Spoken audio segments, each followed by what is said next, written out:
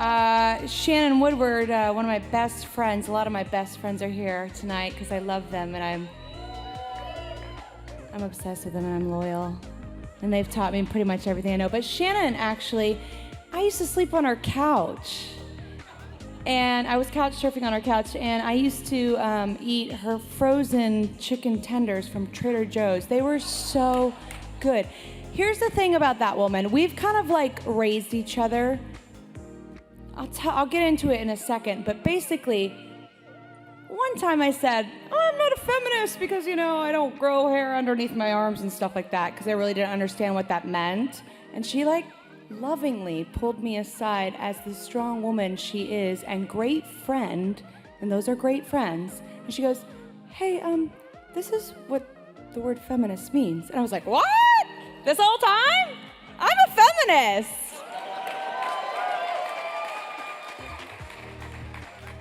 So I love her so very much, and I love all my friends that teach me everything that I've learned today. So thank you so much for this incredible, humbling award. I gotta say, there's no other community that has done more to shape who I am today, and there is no other community that I believe in more than you.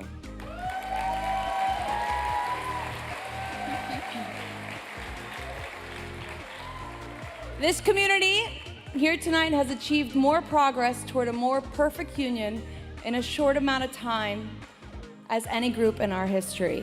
So I stand with you, and I know that we stand together against discrimination, whether it be in the LGBTQ community, or our Latino brothers and sisters, or the millions of Muslims in this country.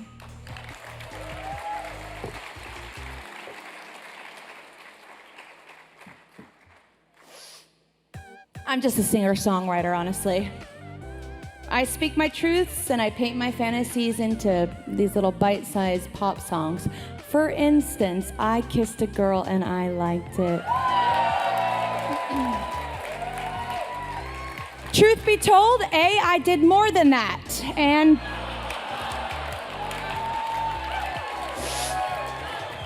hold up!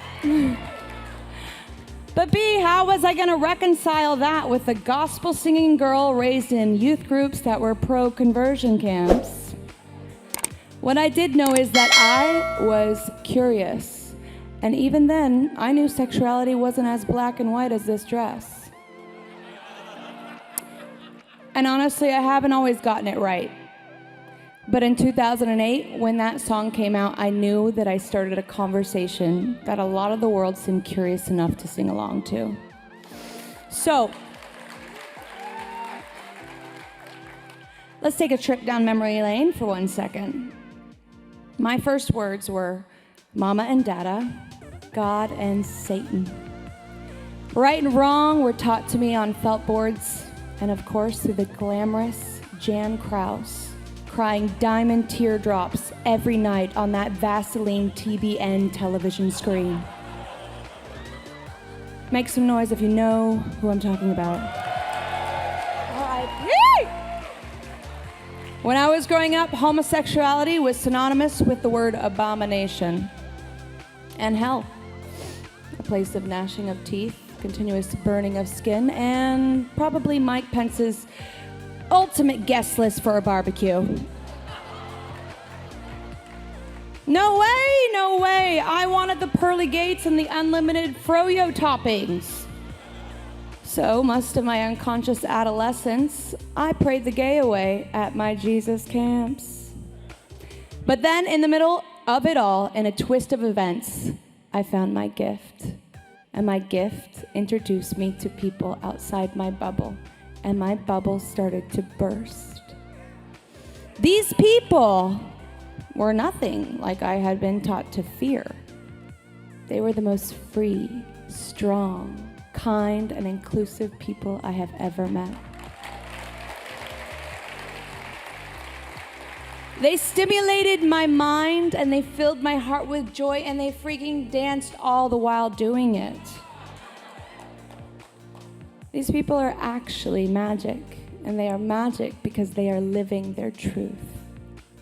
Oh my goddess, what a revelation, and not the last chapter of the Bible. Suffice to say, it's been a long road for me, and I'm sure a long road for many of you out there. I know it doesn't always feel safe to live out who you are. But here's the thing, though. I would have not chosen a different road. Priceless lessons have been learned. The path of discovery has made me, has tested me, and forever changed me. You don't get to choose your family, but you can choose your tribe. Many of the people I admire and trust and work with belong to the LGBTQ community. And without them, I'd be half of the person I am today. My life is rich in every capacity because of them. They are trusted allies that provide a safe space to fall, to not know it all, and to make mistakes. These are the people I hold dear. See, I hope I stand here as real evidence for all that no matter where you came from, it's about where you are going, and that real change, real evolution, and real perception shift can happen. If we open our minds and soften our hearts, people can change. Believe me, it would have been easier just to stay the whipped cream, tit spraying, poppy light, fluffy fun, anthems by the way of animal totem singing girl who was basically somewhat neutral in a stance, and just that more hugs could save the world. No way. No longer can I sit in silence. I have to stand for what I know is true, and that is equality and justice for all, period.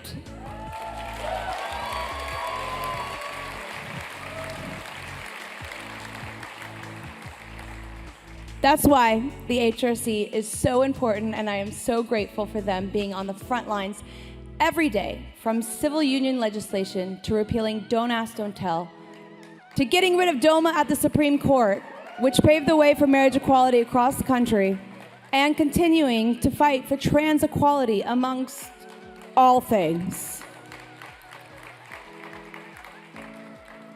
I don't have to tell you that we have a lot more to do.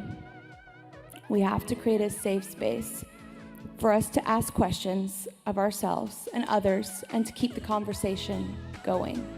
Because the loudest voice in the room or on your TV set isn't always right.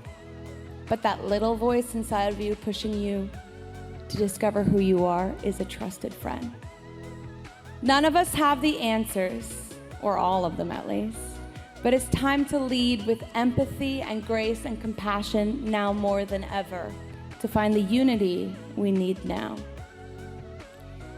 I'll never cease to be a champion, an ally, a spotlight, and a loving voice for all LGBTQ identifying people. Whatever your sexuality, your gender, your preferred pronouns blossom to be, we all know it ain't so black and white. And I will continue to champion the people that have been a champion for me. Many friends and loved ones from the LGBTQ family have raised me into the woman I am today. And I want to dedicate this award to one of my greatest champions of my life, my manager, Bradford Elton Cobb III.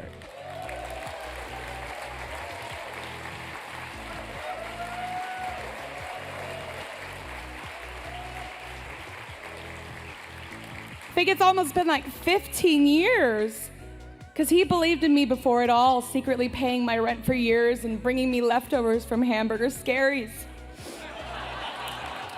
He really did.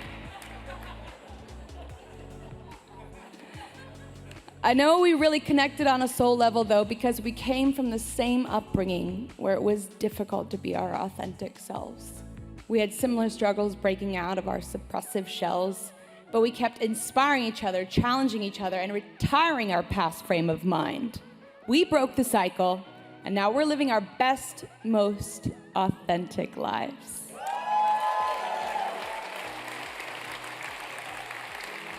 I love you, B. Cobb. There will be obstacles, but we all know everything good takes work. But we can't let our past get in the way of our brilliant future.